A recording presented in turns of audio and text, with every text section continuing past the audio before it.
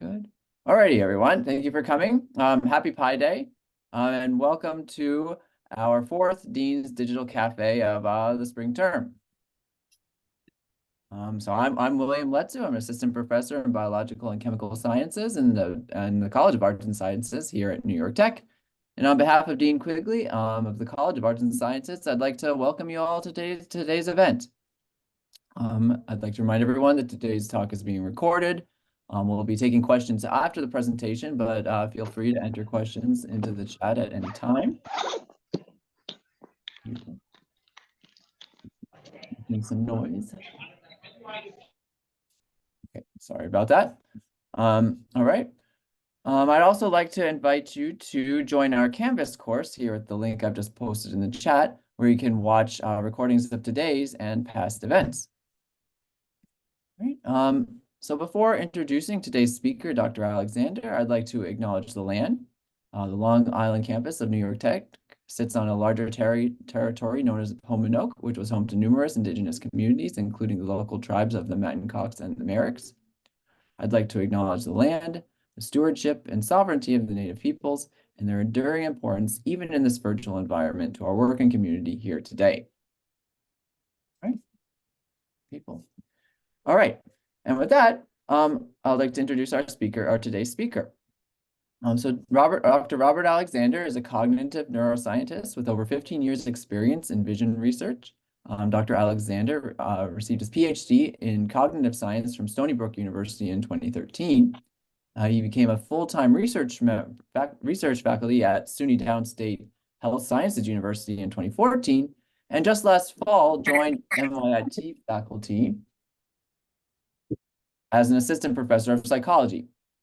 Dr. Alexander's research focuses on the science of eye movement in a variety of settings, including the perception of works of art and the errors radiologists make in detecting cancers. Among his many accomplishments, Dr. Alexander can boast of being the author of 24 peer-reviewed publications in prestigious journals, including Nature Human Behavior, Radiology, the Journal of Neuroscience, Scientific Reports, and Behavioral Research Methods. He's also the co-founder of an ed tech company called Expertise, Inc., and he's the recipient of an NIH R01 award to study the ocular motor differences in sensitivity to radiological textures between novice and expert subjects. But in even more exciting news, Dr. Alexander's student, Ola Apozid, recently won International Honors Psi Chi International Honor Society in Psychology's 2023 to 24 Fall Undergraduate Research Grant to study search cues in radiology, as featured in New York Tech News right here. So congratulations to Ola. Yeah. Great, so she's here today. And well, with that, we'll welcome Robert, and we're excited to know what you can tell about us from our eye movements. Well, thank you very much for the introduction. And yes, we're very proud of Ola. She's doing great, and she's going to keep doing great. Here. So as soon as this is sharing the wrong view. Nope. Yep, looks good. Looks good. You're in presenter mode. Oops. Yeah, well, okay, hold on. Right.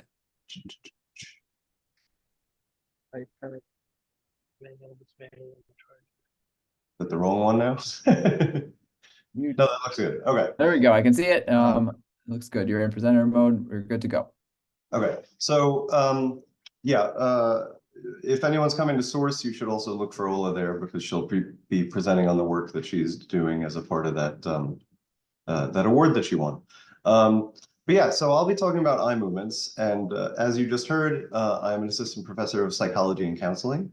So if anyone is wondering, like, why is a psychology person doing eye movements? Well, psychology is the science of the scientific study of behavior, right? And eye movements are just another kind of behavior. So my focus has been on eye movements, and today I'll be talking about what we can learn about you from the eye movements that you make.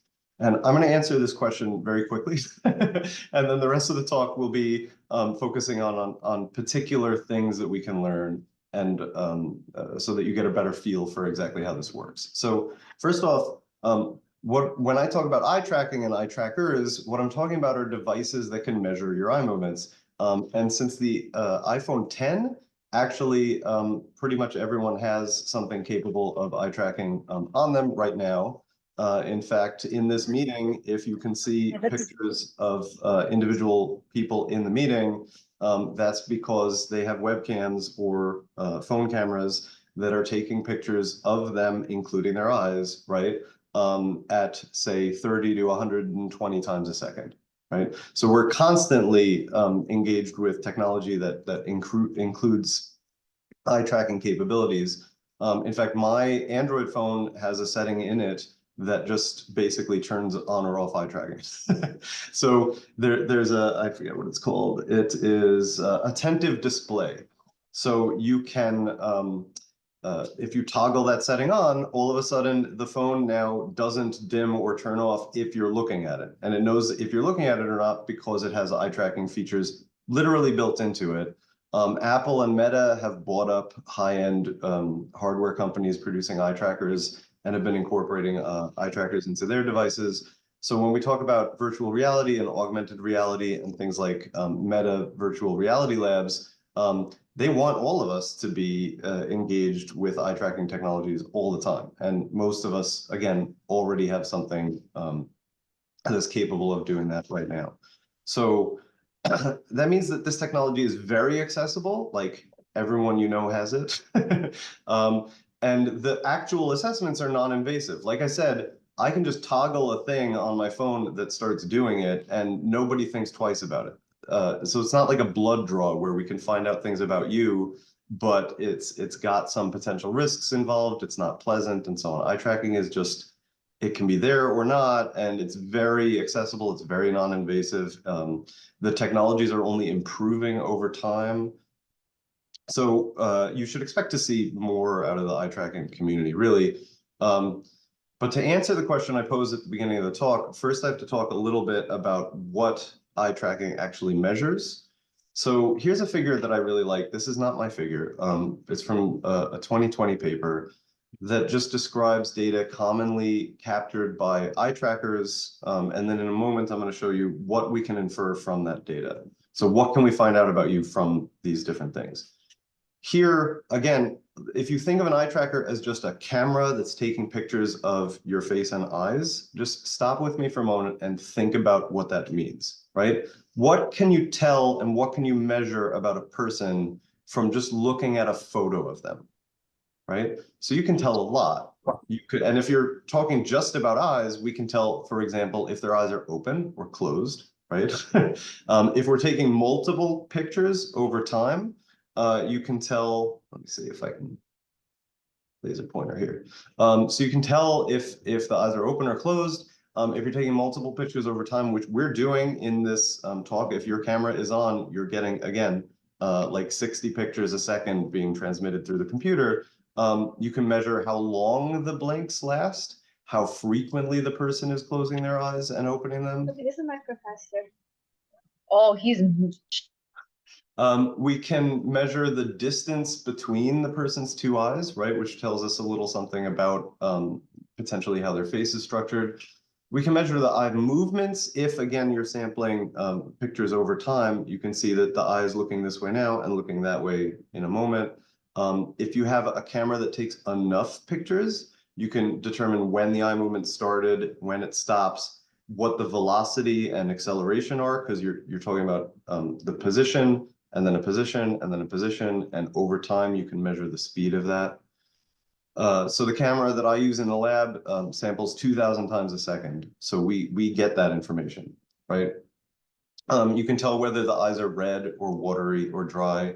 You can tell how big the pupil is and how much it changes as a function of whatever, right? So if I flash a light at you and your eye constricts, and then comes back, I can measure how reactive your pupils are, again, just from the camera feed.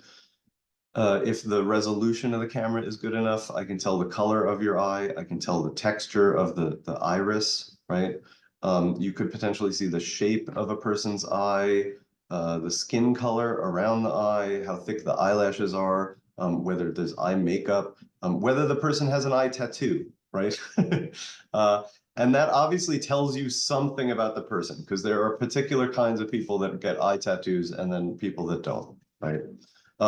So given all of these different things, so again, this is just a camera. It's taking lots of information about your eye, and it's not just like one or two variables. It's many, many, many different things that we then feed into a computer. So what can we infer about you from these things? And here's this figure again. These are all things that in 2020 already had papers indicating that this was possible, right? So this is already scholarly peer-reviewed work saying, oh yeah, you can probably tell something about all of these things from someone's eye movements. So you, or from the output of an eye tracker at any rate. So their gender, their age, where they're from, their cultural background potentially, if they're wearing something obvious that signifies their political affiliation or their religion, you could tell that about them. Here it says biometric identity. What that's talking about is something like a fingerprint, right? Fingerprints are unique. You can use them to unlock your phone, for example, because they signal your identity. They're unique about you. Eye movements have the same sort of properties. You don't make the same eye movements that I make. We don't make the same eye movements that the next person over makes. So you could potentially use eye movements to confirm whether someone is the right person or not. And that's actually particularly useful compared to, say, fingerprints, because with fingerprints, if I want to steal your phone and unlock it, all I have to do is knock you unconscious, grab your phone, stick your finger on it, right? But if it requires you to be making eye movements, at least you have to be conscious and aware. Physical health. If you have a concussion, you're going to look at things differently than if you don't. We can tell from your eye movements. Parkinson's disease and other motor movement diseases, conditions can have specific effects on eye movements. Mental health. Let's say you have melancholic depression. You actually feel sluggish and slow because of the depressive symptoms, but actually your motor movements are slowed. And that kind of motor movement slowing extends to eye movements. So your eye movements are actually slower when you're depressed than when you're not. So we can tell whether you're depressed or not from the way you're looking at images. People with autism look at images in different ways. There are many findings now on how people with autism tend to look at faces differently than people who don't have autism, and that's measured using eye tracking technology. If you have an eating disorder, you might look at food-related stimuli differently from someone else. We can get some idea of your personality from how you explore an image versus how someone else explores an image. Skills and abilities. You can imagine if you are really into a sport and another person not only is interested in it, but plays it and plays it really well. And then there's a third person who doesn't know anything about the sport, and you ask all three to watch a game, they're going to look at it differently, right? So we can infer the difference between those skills and abilities and expertise and interests based on how you're looking at things. We can tell how tired you are. If you're asleep, your eyes are closed, right? But if you're just kind of getting drowsy, your eyes are going to slowly close. And actually, there's other ways that we can tell if you're tired or alert based on your eye movements also. We can tell if you're intoxicated. Many of you, or probably everyone here, knows this already. Like alcohol, you can get a field test for alcohol where they ask you, they ask the person they pulled over, the police, will ask you to follow a flashlight or follow something with your eyes, and they're checking for very specific changes in eye movements that result from intoxication with alcohol. That the eye movement differences are so prominent there that they don't need any special device to measure it. They just watch the person's eyes, right? Cannabis, I ran a marijuana study where we had people smoke marijuana or smoke placebos, and we can tell the difference between whether someone's intoxicated or not from their eye movement data. Cognitive processes, mental workload, we can tell if you're just looking at a blank screen versus if you're looking at a screen and thinking about stuff hard. If you're doing math in your head, and we can tell if you're doing really difficult math in your head. Your eyes will actually move in different ways based on how intensively you're thinking about something. So I know I threw a lot at you all at once. But the general point is, from eye movement data, we can infer a lot of things about pretty much everything, right? So more than half of your brain is involved either directly or indirectly with vision. So if there's something that's changing your brain, there's a reasonable chance that it's detectable in your eye movements. And if it's detectable, if it's causing some change in your eye movements, then we can possibly determine that thing about you from these different characteristics, right? So that answers the big question. Like, what can we tell about you from your eye movements? Pretty much apparent, you know, the list is seemingly never ending, and it's just growing every year. So what I'm going to do for the rest of the talk is discuss some specific things that I'm working on. I'm going to talk about 2 lines of research that I'm engaged in, both of which involve eye movements, and both of which I've mentioned a little bit already. But the first is whether we can tell if someone is an expert or not from how they're viewing images, right? The idea there is, if we can tell if someone is an expert or not, then we have a test where we can now do an assessment that says, okay, does this student behave in terms of eye movements the way that an expert behaves? Have they learned enough to start acting like an expert? And if we can tell what the experts are doing that the students are not, we can build very specific educational tools that teach the behaviors that experts are doing that students are not doing, right? So I'll be discussing that. And then also talking about what we can tell about your health status, how that sort of process works. How do we tell something about your medical condition based on the way you move your eyes? And the point of that is that we can help with diagnosis, right? But we can also do things like track whether a medication is being effective or not. Because if you're being treated for a condition that causes disordered movements of the eyes, and then you're being treated, presumably the eye movements should return to something like a normal dynamic, right? So we can potentially track, you might be able to wake up in the morning, hold your phone up to your eye, up in front of you for a little while, and tell, okay, is my medication working or not? Am I at risk for a relapse into this substance use condition? Am I a fall risk today when I'm not normally, or so on, right? People are doing this kind of thing with football and concussions, right? Where if someone gets tackled during a game, you can now measure their eye movements briefly and say, okay, well, they're concussed and should not return to the field. Okay, so expertise. When I'm talking about expertise, I'm talking about perceptual expertise. So how good you are at looking at something. And the field that I've studied that the most in to date has been radiology. The way that radiologists learn how to do their test, which is mostly just looking at images, right? They have to look at images and then they have to decide, is there something abnormal in this image or not? If there is something abnormal and worth reporting, what is it, right? And then I have to report it. The way that we teach people to become radiologists is to just, well, first of all, we do tell them a little bit, right? So we teach them like this, you know, pneumothorax means this, and this is what that might look like. And this is the kind of thing you should report, and this is not the kind of something you should report. But most training, most of their training is just we throw lots of images at them. We'll say, okay, we'll view these 200,000 images over these few years. And every once in a while, we'll point something out to you. But mostly, you're just going to figure it out by doing it and hoping for the best. And they do develop pretty extraordinary expertise and perceptual skills as a result of this. But the problem is, if we're just hoping for the best, that's not, first of all, it's not like an evidence-based way to go about educating someone. But they could be learning things that are just wrong, right? They could be developing superstitious patterns that they think, okay, if I do it this way, then I'm going to do better, but actually it might even make them worse and we don't know, right?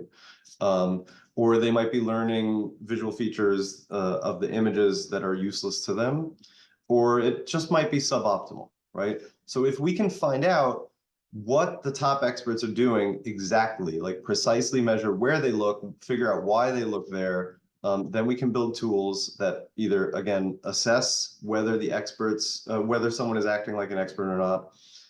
And then once we know why the expert is looking at particular places, we can try to teach that behavior specifically to students. Instead of just throwing images at them, we can now say, okay, this is abnormal, learn this texture, this is how you should look at the image, move your eyes this way, increase this kind of eye movement, decrease it, we'll do some biofeedback, something, right? But we can teach very specific behaviors. I'm from psychology. We're very good at teaching behaviors. We have a lot of different tools and techniques available to us that are just not being used, right? The end goal here, of course, in radiology is to reduce error, right? And that is a problem. So radiologists are very good at what they do, but there's an estimated 4% error rate in radiology. So right off the bat, 4%, that's low, that's good. We want it to be low. But there's so much radiology done in the world every year that we're talking about something like 40 million errors a year that are happening, right, from a 4% error rate. So if we can reduce that by even 1%, we have a good chance at solving some of these problems and potentially saving lives, because by some estimates, medical error is the third leading cause of death, right, in the US. So if we can improve things even slightly, we might make a big impact on people's lives.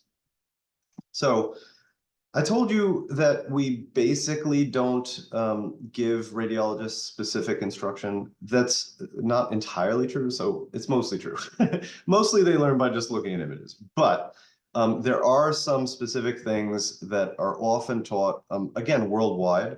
So I've spoken to radiologists from all over the world, and they'll frequently tell me that, okay, well, when I'm looking at a chest X-ray, if I want to act like an expert, I do this. I start by looking in the lower left quadrant, and I move my eyes back and forth from the bottom to the top, and then I move to the next one, and I move my eyes back and forth from the bottom to the top, and then when I get to the end, I start over, but instead of looking within the one, I look back and forth again from bottom to top, so that I can look for differences between the two lungs.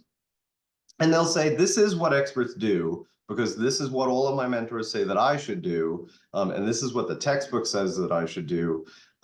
So here's some eye movement data from one of these is from an expert, and one of these is from a student. The red lines here represent eye movements. The red circles are places where the eyes rested for a moment. We call those fixations. So this person looked around. The black arrow here is pointing at a nodule, so this is potentially cancerous.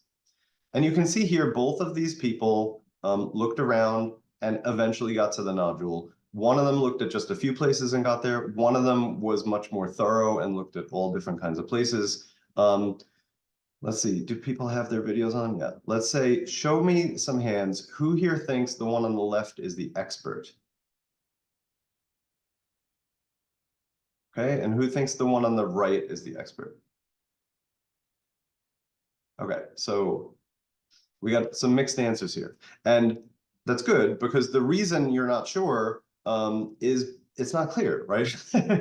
So if you're thinking, okay, well, we're saying experts do it like this, so probably the one who looked around more is the expert. In fact, this one where they look around less is the expert. So here, this person is able to detect the abnormality without looking everywhere, without going through the whole image. They're very efficient at this. They look at it and they say, oh, there's something abnormal there. Okay, I'm done. Like, that was the thing. This person is looking all over the place. They're not doing this systematic thing. Nobody is doing this systematic thing. Nobody is doing this. This is what's taught. Nobody's doing it. But the novices don't know where to look. They're just looking all over the place and then hoping for the best. And eventually this person got there and they're like, oh, that's the nodule, right? So this is not great. It's not great that we're teaching people this. And there have been studies at this point that have tested explicitly, okay, does teaching people this help? And the answer is no. So teaching this doesn't help. It's not what people do. My radiologist colleague that I've been working with actually says when he teaches his students, he says, okay, this is what you're supposed to do. here's why it makes sense. Okay, intuitively, you've looked everywhere, so obviously you're not going to miss anything, right? But that's not true, because you can look right at something and then move on. And it turns out that moving in this pattern just doesn't help improve accuracy, and it's not what people do. So he tells his students, like, theoretically, this is what you should do. Don't do this. Do whatever makes the most sense, whatever feels right to you. As you do this for a while, we'll tell you, like, oh, you're missing things in particular areas, and maybe you should focus on that. But that's, again, that's the extent of training they get, is like, oh, you've been missing this thing a lot. Maybe you should adjust a little bit. Instead of starting off from the beginning and saying, okay, here are the specific things that you need to do. All right, so how do we get data from radiologists? And it turns out it's hard. They don't have time. They're very busy. They don't want to just come to the lab and give us data. So we have to come to them. So here, this is one of our New York Tech students, Ilana Safanova. And this is in Vienna, Austria, where they have one of the largest radiology conferences, and where we had a booth set up this year and the last 2 years also, sponsored by the National Cancer Institute and organized by Jeremy Wolf from Harvard Medical School. So Ilana and I went this year, and basically what we do is we take over this little booth in the conference, set up the eye tracking equipment. So you can see here, there's the camera. We give them a laptop to view the images on. We fix their head in position, and we say, okay, it's going to take like half an hour. And they're happy to do it because they're in between talk sessions at a conference. They have nothing else to do. It's great. Ilana and I ran 105 participants this week that we did this. And what we had them do was either look at chest x-rays or CTs, and we measured their eye movements as they looked around, and then they had to report an abnormality, right? So here's some data. On the x-axis here, we have how accurate the people were, so groups of people based on their accuracy. Low accuracy was bad and high accuracy is good. So we also, on the y-axis here, have how difficult the image was. So we had them looking for lung nodules. Lung nodules are sometimes pretty obvious, so obvious that most of us would actually notice it, right? Like, that's really, really obvious. And then extremely subtle ones and somewhere in between. That means that this upper left corner here are participants who were really bad at it, but it's really obvious. So these yellow lines here are the eye movements, the large movements that one participant made looking around this image. This dashed circle is where the abnormality is. So again, this person looked around a bit and then found it. This light blue color, the cyan, is where that group of subjects tended to look. So again, yellow is one person looking around. The light blue is all of these low accuracy people kind of looked in these sorts of areas. Now, what we see is as people get more accurate, as we get some expertise going on, they look at less and less. And they're still consistently looking at a couple things, but it's just a couple things, and they're able to find it very quickly. So these participants that were high in accuracy tended to look at the nodule, which we'd expect because they're doing a good job, and at this region.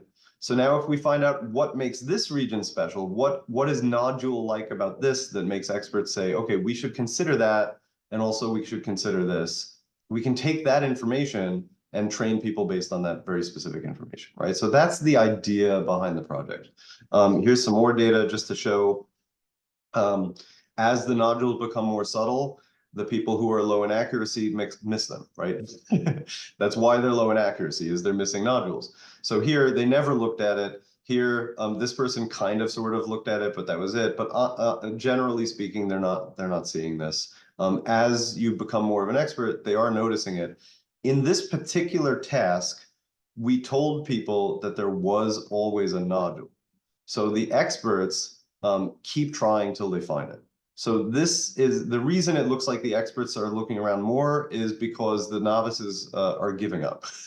They're saying, I don't know, I don't see anything here. There's no way I'm ever going to see anything here. I just can't do it. Where the experts were very like completely scrutinizing the thing. We've done a version of this task where we didn't tell them that, and sure enough, The experts look at things more like this, where they're looking very quickly at the nodule, or they're not looking at it at all. When they detect it, they look at it fairly quickly, much faster than the novices do. Just one other thing to note, you don't see on any of these scans this back and forth behavior that the radiologists claim to do, right? And in fact, when I talk to them, to these people at the end of the study, they say, oh yeah, this is how I was taught to do it, but it's not how they did it, right? It's not what they're doing. Okay, so I said that we're doing this on CTs also. CTs are 3D images. They're stacks of X-rays. So we have them look at one view at a time, but they can swap between the views.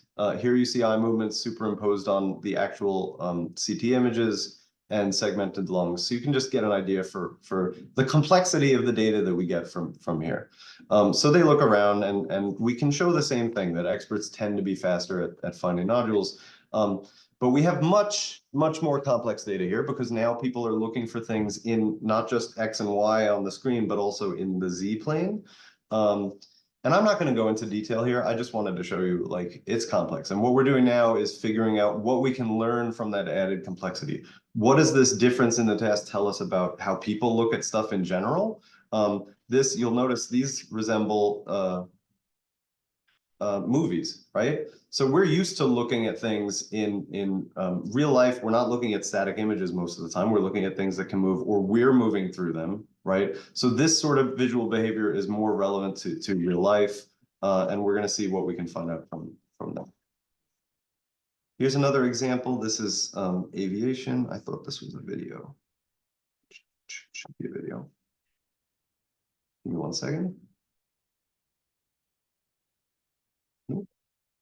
Let me see if it plays if I close this. Oh, there we go. Okay. So here the orange circle is where they're looking at the moment. This is an expert flight instructor on the left and a student on the right. And you can see, just like the radiologist, the student is looking all over the place. And the expert is very focused on very specific things at very specific times. So the expert knows where to look. They know when to look there. And this is in response to changing events in real time in what this is a attack helicopter simulator, right? During a emergency procedures exercise. So the person being trained is fine that he crashed. He's okay. It's a simulator. But we had them wear eye tracking glasses. We weren't allowed to put an eye tracker on the instrument panel because the military doesn't want us mucking around with stuff, right?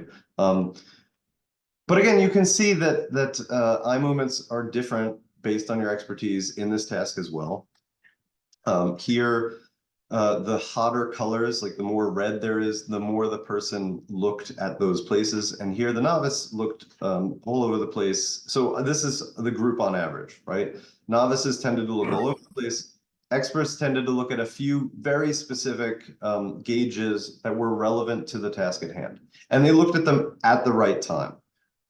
And this, you might think, okay, well, this is just, they're more confident in what they're doing, right? So novice students, they're not sure about it yet. Maybe they know what to do and they just like haven't focused in on it. But actually, again, this is trainable behavior. So we showed some of these pilots the eye movements of the experts and then had them do the task again, and they immediately acted more like the experts. So just by showing them this is where an expert looks and when, they're able to act more like them. So again, it's trainable. We can use this for education. It's a meaningful thing to do. And it extends over different domains. Here we had aviation, we had radiology. I'm starting a project with Felix Fishman here at New York Tech, where we're going to look at computer programming. So we're having people look at blocks of Java code and report errors that they find in the code. And this is interesting because there's some evidence in the literature that, yes, experts in this also find errors more quickly than students. But this is written text, right? It's not like there's something out in the corner of your eye that you can see really clearly and know, okay, that's an error. It seems to be that maybe, so we're predicting that they're better because they've learned the structure of the code and where errors are likely to be. And then they're using that information to direct their eyes to very specific places where errors are more common, right? So this is essentially the same project in a different domain, but we expect to find very different things out about how the visual system is handling this particular context. We do need participants in that. So especially if you know how to program in Java, you can follow this QR code to sign up on our calendar for an experiment. We need people to come in for like half an hour-ish, maybe 45 minutes. We give you a $20 Amazon gift card and you help our research.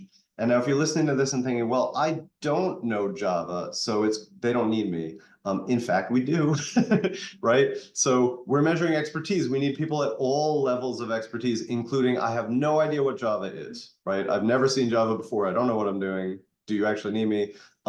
In particular, most of our participants that don't know Java are traditional college-age students, right? And we're not trying to see how people change as a function of age, but our experts are going to tend to be older than our non-experts. So if you are older than a traditional college-age student and you don't know how to program in Java, we could use your help. So sign up for the experiment. I'm going to put the QR code up again at the end of the talk. And the same QR code is used to sign up for any of our experiments. So if I mention something you're interested in, just sign up with the same QR code at the end. Another experiment that we're running, this is in collaboration with Jessica Houch, who we heard from at the last Dean's Digital Cafe. We're looking at a very different kind of expert, which are fans, right? So if you're a fan of a particular TV show, you know an awful lot about that show. So the question is, how does that change the way that you look through images? So if you are a fan of the show Supernatural, we could really use your help. And if you know a fan of the show Supernatural, you should send them the link to sign up for our experiment, because we need people that are big fans of the show. Just a quick shout out to a couple students here. So Stevie Hill got an NIH National Eye Institute travel grant to go and present some of the data, preliminary data from this Supernatural project. And Josie Spears is going to be presenting about the project at Source. So look for us there, and you should see some more about these projects. Okay, so again, once we know where experts are looking, that students are not looking, the question is, how do they choose where to look? What information are they using to do that? And we can do all kinds of things like computationally model, oh, my laser pointer disappeared. We can model like what is different about this part of the image than this part. And that kind of work is going on all the time, where computer vision people are saying, okay, what makes a nodule different from non-nodules, right? But we're interested in what made experts look here. This is not a nodule, right? But they consistently tended to look there. So there's some kind of information that's not a nodule, but is relevant to the way that they're pursuing the task. For aviation, again, like what allows them to see out of the corner of their eye that this gauge is abnormal or needs my attention for some particular reason. So figuring out the information that people use and how they use it is one of my lab's major topics. And we mentioned Ola before. One of the things that she's doing is she got this Psychi award that's going to allow us to pursue a question along these lines of how do radiologists use more or less precise information, right? So we know that radiologists are often told, like, look for this particular thing. So evaluate this image for pneumothorax, right? They might look at the image differently than if they were given no information at all. But as we implement AI into the radiology workflow, now we have, okay, this artificial intelligence is going to say, that is the nodule, that is where the nodule is. How does that affect performance? We're showing them right where it is. They should look right at it, right? But maybe they're also going to miss this other abnormality that's on the same image. So we need to see what the effects of these kinds of cues are, because these kinds of cues are going to show up in search pretty quickly. So Ola's going to work on that. And actually, she's also going to present at Source. So look for a bunch of stuff at Source from our group. All right, so that's it for whether you're an expert or not. Now, just a little bit about health and the clinical medical sorts of aspects here. So here, again, the point is to be able to accessibly and non-invasively tell something about a person that'll help us with diagnosis or with tracking medication use. As I mentioned, there's a lot of variability between like my eye movements and your eye movements. Here on the x-axis, we just have different people. So this is in each item here is a different person. On the y-axis, we have how different their eye movements are in a very crude measure, like super different to not different at all from the average of the whole group of people. And there's a distribution. Right. So we get an occasional person that's looking at things very differently for whatever reason. We don't know. There might be something abnormal about them that we didn't assess here. But one thing to know is we can tell like which of these people is this person, right? Because even though they're not that different from everyone else, the ways in which they are different, if we dig down into it, we can actually classify this with about a 92% accuracy level, like which of these people is Alice. Based on 30 seconds of her looking at a dot on the screen and us recording her eye movements. So it's pretty effective. So given that there is this variability, can it signal, okay, what's going on with the health of the person? So here we have some additional data from 2 different concussed people. They were diagnosed as having a concussion. Here the person only came once, here they came twice. And you can see they tend to be different from the rest of the group, right? And this is just a crude measure of like how different are these eye movements. So if we dig down onto specific eye movements, concussion might be driving a specific eye movement to be very different, and then we can figure out if you make this much of this movement, you're probably concussed versus not. Fatigue, I mentioned you can tell like how alert or drowsy the person is based on, let's see if this plays. I don't know how I got the last one to play. I just clicked for a while. Oh, well. So you can imagine, so this was a video of someone falling asleep and during an experiment, and you would be able, you know what that looks like, right? So you see the eyes slowly close. But this person like basically fell asleep during the experiment. And then after we said, hey, were you falling asleep? Are you tired? And they said, no, I'm fine. I'm totally alert. And this was a pilot. So we said, okay, are you like alert enough to fly a plane? And they said, yes. So our subjective idea of how tired we are is not great. And wouldn't it be nice if we had an objective measure of how fatigued someone was? Well, here we have on the x-axis how big the eye movements are, on the y-axis how fast they are. And the way that our eyes work is you're looking at one place and then you move your eye to another place and stop. And the farther you have to move, the more time there is for the eye to accelerate. So the peak speed that it gets to is faster if you make bigger eye movements. So as we go to the right here, it tends to go faster. So this is a relationship that's observed all the time in all kinds of different studies. But here, these individual blue dots are eye movements made by radiologists before their work shift, and here is it after their work shift. So you can see that the slope here decreased because at every size of eye movement, they're now making slower movements because they're tired at the end of the workday. And this decrease has been shown consistently in other things, like if you had to drive for 4 hours, you start to do that also. Any other domain where you're tired, we do see this sort of pattern. So you can measure like how tired someone is from their change from their baseline in their eye movements. You could imagine thyroid function is known to affect alertness levels, right? So you can imagine we could do the same sort of analysis comparing someone's baseline to someone who's hypothyroid or hyperthyroid, and we would expect to see particular patterns. And in fact, I do have one patient that we followed who was initially diagnosed as having a thyroid problem and then went on medication, and the medication was too much, so they became hyperthyroid when they were hypothyroid. So, but it followed the exact pattern you would expect. So we could track whether the medication was working or not based on these sorts of changes. So just to quickly say what directions we might go with this sort of thing.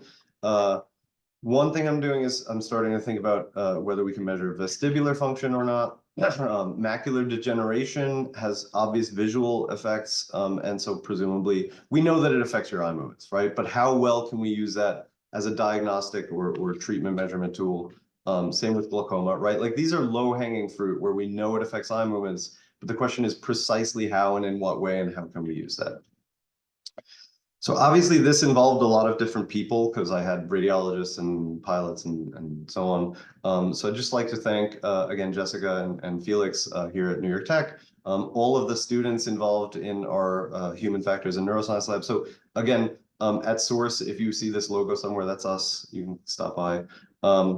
Radiology, thanks to the radiologists, thanks to my other colleagues and so on. And again, here's the QR code to sign up. If you're interested in any of our studies, if you follow that QR code, it'll take you to a calendar where you can sign up for an experimental slot. Book 45 minutes for it. It usually takes less time than that. We pay you a $20 Amazon gift card. It can be really fun. Some people really enjoy it. And it helps. So come by and do the study. And that's it. So thank you. And now I can take questions. All right, thank you, Robert. That was a great talk. Thank you. Do we have any questions from the audience? I see a bunch. Yeah. I forgot to check the Shout chat. them out if you got them. Jess, go ahead. Yeah. You gotta unmute them. Unmute. She's not able to.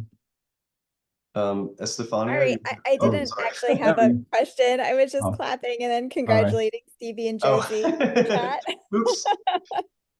But Well, thank you so much yes. for the talk, Robert. It's always great to listen to you explain all of this stuff, and I'm excited to keep working on our study.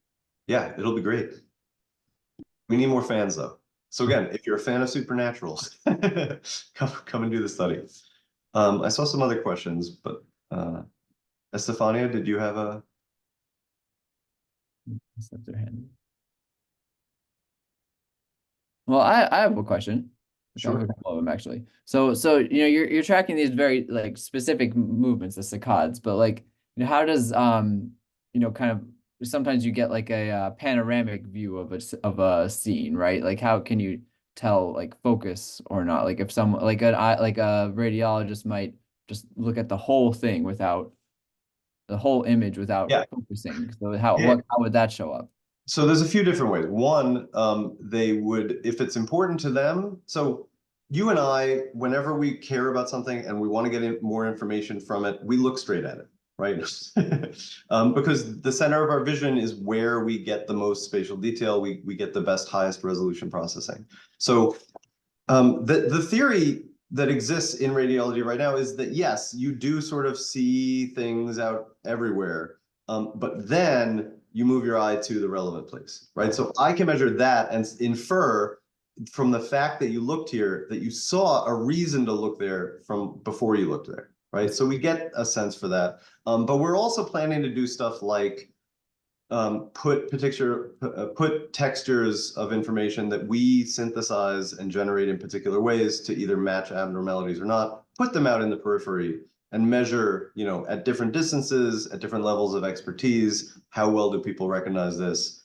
Can we train the visual system to recognize particular textures at particular distances and so on. So we'll actually physically manipulate the display and test whether things at different distances are perceived in different ways, right?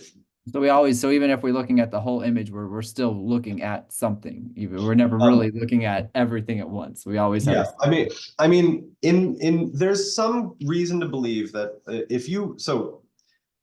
there are a bunch of studies that show that if you just flash an image for a fraction of a second at a radiologist, they'll be able to say at a above chance level, but not a great accuracy, but above chance level, they could say this is abnormal or this is normal. Oh, I see. Okay. Even though they didn't get to look around at anything.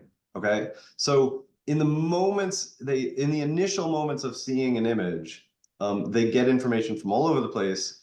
And then they look at it, one, probably to get more information and improve their accuracy, because we do know they get to much higher levels of accuracy after a while. But also probably just to confirm that, oh yeah, there's something here, what is it? Right now I need to, they probably look at it longer than they have to in practice just to feel confident about it. Interesting. Okay. Yeah. If anyone else has questions, feel free to just unmute and jump in. Yeah, please jump in, especially students if you have any.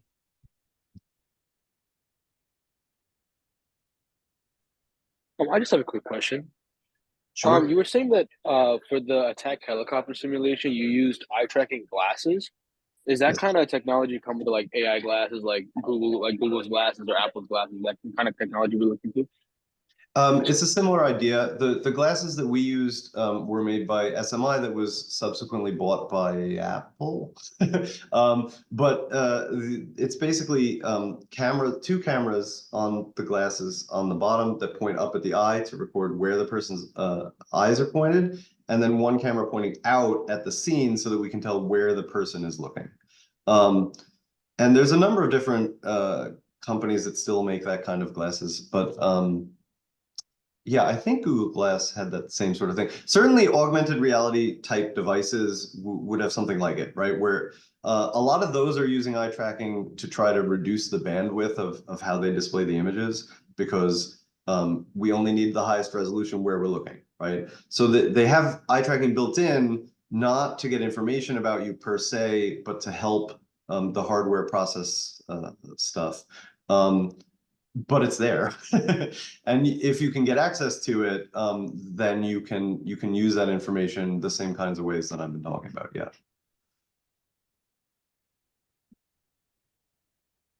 Thank you. Sure. So you mentioned, Robert, that you can tell pretty much anything about us from what we're looking at and how long. Well, certainly lots of things. Yes. So I wonder, it sounds a little bit like your DNA, and I'm wondering, is there any sense that the eye movements are like heritable, or if relatives have more similar eye movements than non-relatives, or if it's just kind of all over the place for everyone? Yeah, I don't know. Okay. So it's an interesting question, and in fact, this never went anywhere, but I was trying to start up a project years ago with someone who had a big genetic database, right? And we were going to see, like, oh, can we tell something about your genetics from the way that you're moving your eyes? Yeah, as a media. Let's feed into that. The answer is we didn't do it, and so I don't know. Yeah, too much. And I haven't seen anyone else do that yet. Okay. In fact, there's not a lot of work on the fact that your eye movements are different from the next person's over. And the studies that are being done are usually coming out of like computer science, where they're interested in actually just using this as a biometric tool. So it's not so much that they're interested in the basic science of it and like what we can figure out from this. It's just like, can I use this to unlock my phone? And that's where the study stops, right? Okay. Well, okay, that sounds cool. Then we can Yeah. we can talk. All right. Sure. I like genetics, so I'll be in touch. Well, there you go. Okay, great. Anything else from our audience? So yeah, I was actually wondering, like, this is like a very specific, obviously field of research. So I was kind of wondering like how you like got to know about it, or how you like discovered it. Yeah, so I worked in a vision lab. I was as an undergraduate, a master's student that was working in the one lab actually came around to all the classes and said, "Hey, we need someone to work in the lab." And I happened to not have a job at the time. So I took it. And then I discovered, so this was a visual psychophysics lab. It didn't do eye movements, but it was basically looking at, they were doing depth perception. So, and in particular, the moon illusion. So the moon looks bigger when it's on the horizon than when it's up high in the sky. And we were trying to get a sense for whether that's because, whether you see the moon as being bigger because you see it as closer, or whether you see it as closer because you see it as bigger as a function of the horizon. So somewhat complicated. But the point is, what we did for the study is we would just show people, here's a white circle. Here's another white circle. Which one was bigger? Okay, here's a white circle. Here's another white circle. Which one was bigger? Like 3,000 times in a row over multiple days. So super boring experiment as a participant, right? But the end result was we could have this like very precise plot of here is actually how a person responds to this image based on these characteristics. And now we have the math where we can say, okay, well, if we change the image by this much, how is the person's behavior going to change? And I thought that was incredible because my background is psychology. And when you think about most psychology, it's like, okay, well, based on someone's political affiliation, we can maybe sort of tell how they're going to respond differently on a questionnaire or something, right? But when it comes to vision, so much of the brain is involved in vision, and so many neuroanatomical studies and neuroscience studies have been done of precise things about how vision works, that we can get this level of detail and precise understanding of where behavior is coming from that we're just not up to yet in other forms of psychology. And I thought that was just completely incredible. So we can like objectively measure, this is how a person responds to this thing, and they're always going to respond this way. Or if they don't, we know like roughly how much they're going to respond to it. If we make a bright light and say, hit a button when you see the light appear, we can measure how many photons we have to shoot at you before you're going to be like 60% likely to hit the button. And we can do that. And I just thought that was great. So then I stayed in vision. And then in graduate school, one of the labs I found happened to be doing eye tracking. That's how I got into eye tracking. So it's not that I discovered eye movements per se, it's that I discovered vision research. So if you take psychology classes and they talk about sensation and perception, this is that side of psychology. And it took me until senior year to realize that this sort of thing existed, and that there was this sort of like, oh, you can get to that level of detail from behavior. And if we can figure this sort of thing out, then we'll know how the brain handles different kinds of things, and then we can extend that into these other forms of psychology that will now have a much better idea of exactly what's going on in these same kind of precise sorts of ways, hopefully, right? That's the way the field is trying to go. I know that was a long answer to say that, I don't know. It just sort of lucked into it, right? Yeah, and I feel like that definitely makes sense because it was Yeah. very specific. So I was like, did you just one day see this and then decide that like this is what you wanted to do? Yeah, so But yeah. I hate to tell you, for cognitive psychology, nobody going into undergrad knows what that is. And then if you happen to take a cognitive psychology class, you might think, oh, well, that's interesting, but then you're done with it, right?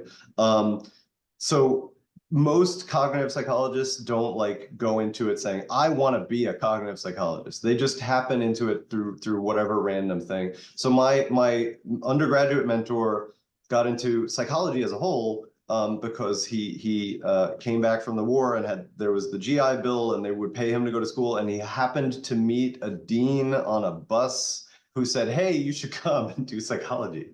And then he did. And I've heard similar stories from other sorts of areas that are just like, oh, I don't know, I kind of walked into it and it looked cool, and so I decided to pursue this. Yeah, it's that kind of field where nobody knows about it. Yes. So yes, don't plan too much ahead. It'll always change. That's a good lesson for anything. Yeah. Yeah. And actually on that note, so any students that are in the meeting still, if you're at the New York City campus, come and participate in our experiments so you can find out more about what we do. If you're at the old Westbury campus, you could come to Manhattan and participate in the study. In the future, there's a reasonable chance we'll do something over in Old Westbury because we can just pick up the eye tracker and move it places. So depending on what collaborations sort of pan out, we might end up doing something over there. But for the moment, if you're interested in this particular research, it's at the New York City campus. Okay, great. Well, I think we're just about out of time. So thank you again, Robert, and thank you all for joining us today. Thank you all. Yeah, and please join us again on April 4th when Athena Papadopoulou from Architecture will be telling us about effective matter and inclusive computation. So take care, everyone. Have a great rest of your day and a great spring break. And of course, don't forget to check out our Canvas course for archives of previous talks you may have missed. So signing off, everyone. Goodbye. Thanks. Bye. Bye. Thank you.